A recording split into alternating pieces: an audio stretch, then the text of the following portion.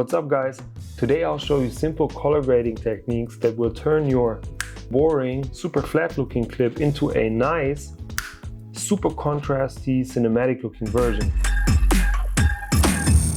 Before we get started, let's outline the key differences between color correction and color grading. Color grading is the process of making minimal, fast adjustments to your image. It includes things like correcting the white balance, general contrast, and exposure of the image. Color grading, however, is the process of giving the clip a particular look, so shifting colors and changing the color contrast of the entire image, like you know from movies and so on. Now, that alone takes a bit of practice, but I'll outline the basics in this video.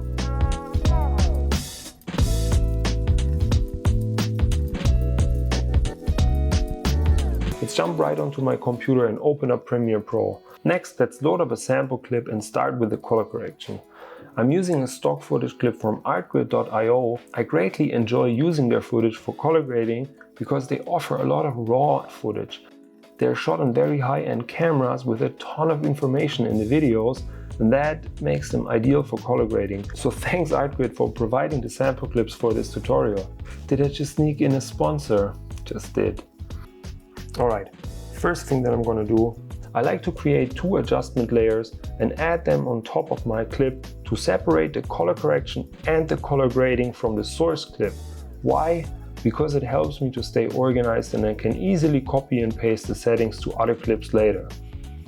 Next, you want to open the color panel and activate Lumetri Scopes. It contains a waveform on the left which is called the parade, and it shows colors from 0 to 100, with 0 being the darkest, aka pure black, and 100 being the lightest, aka pure white.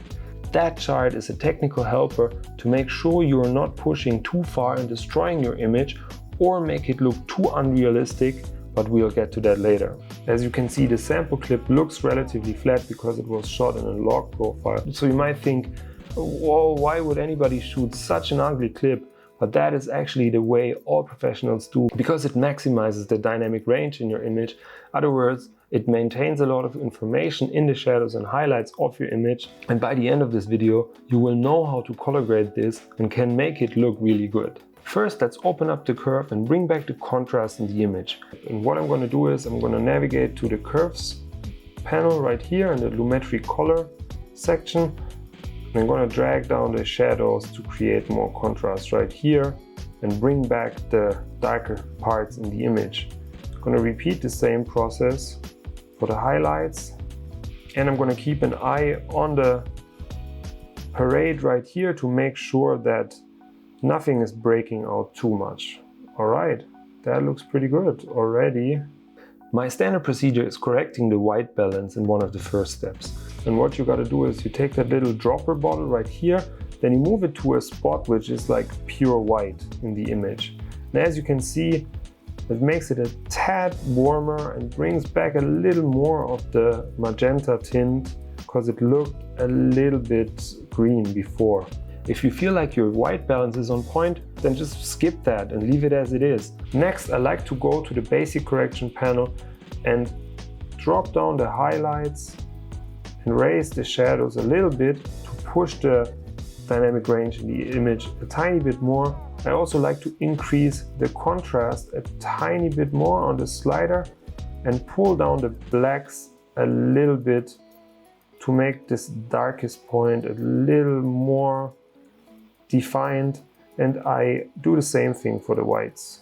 So that looks pretty good if we see the before after, the super lifeless looking image and an already quite saturated, more lifelike image that we created with a few little tweaks. What I highly recommend to avoid is touching that saturation slider. So beginner mistake would be like pulling this thing all the way here and then be like, yo, I'm out, that's it.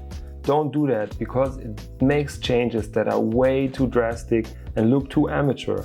We're gonna leave the saturation alone, alright? Congratulations, you have just color corrected the clip and brought back the lifelike contrast from a very flat image. If you're not that experienced and don't feel comfortable, you could use a LUT here in the second layer to give it a bit of a stylized look.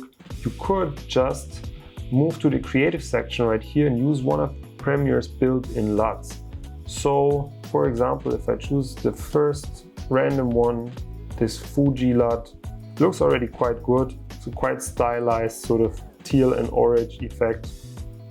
Makes it look definitely more artistic. If we see the before and after, yeah, it looks quite great. Alright, but obviously we want to do the color grading ourselves and not use LUTs. So we're going to be using 4 most important Lumetri color functions. The first one is called hue versus saturation curve. And essentially it allows you to modify the saturation for any particular color channel. So for example, if I want to saturate that field a little bit more, see a lot of yellows and greens here, could select that range of colors. So I click left and right to sort of isolate the yellow part. And if I drag that slider up, it's going to saturate only the yellows. If I drag it down, it's going to desaturate these crops or whatever it's called, right? I'm going to leave that untouched. The same thing goes for the blues. So if I want to make the sky more saturated, could do that right here. Or I want to make it a bit more moody, I just pull it down, right? Next, we select hue versus hue. This allows you to select the color and shift this color to another hue.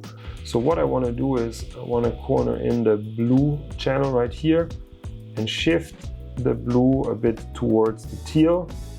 And then I want to corner in the orange channel and shift the yellows a bit towards the orange to create that cinematic teal and orange. I think I went a bit far, so I'm going to drag it down a tiny bit, not overdo the effect. But the difference, if we compare without the grade and without any correction, there is quite a significant change in the image, right? And next up, there's the hue versus luma function, and that basically allows you to modify the luminance in any given color channel. And the luminance is another word for brightness of that particular color. So for example, if I corner in the blues and pull that down, that is going to decrease the brightness of the sky. So if you have a look at the sky, if I pull that up, it increases the brightness. If I pull it down, it decreases. But you got to be really careful, because if I do it too much, you can see here that the image is falling apart. And that is also represented by the Lumetri Scope right here, where you can see that the blues are basically moving too far to the 0 point, and basically you're losing information in the image. So you got to be careful with that one. Just gonna leave it almost unchanged. You can also add a bit of tint to the highlights and the shadows of your image. So for example, if I want to make the shadows a little bit warmer, in this case I can just pull that towards the orange, and that gives it a more stylized look. But you've got to be really careful, obviously, because if you're pushing it too far, that means the pure black parts of your image are going to have a particular tint which looks very unrealistic. But there is a function to protect ourselves from that, and that is called the Luma versus saturation curve. And basically what we're going to do is we're going to select 2 points towards the end of the image, and then we're going to drag those down like that. It basically protects the darkest and the lightest parts in your color grading efforts. Sweet. So let's compare the before and after. This is the log image without any effort, color correction, and our stylized color grade. And that is how you do simple color grading in Adobe Premiere Pro. And make sure you are subscribed with the bell enabled. And as I said, I highly recommend checking out artgrid.io. It is a fantastic resource to find really cool and high quality stock clips, and I find it perfect to practice things like color grading. I use their footage to complement my own projects all the time, and I highly recommend you check them out. If you sign up with the link in the description, you will receive 2 months for free, which makes the deal even better. And that's it for today. I'll catch you on my next video. Peace out.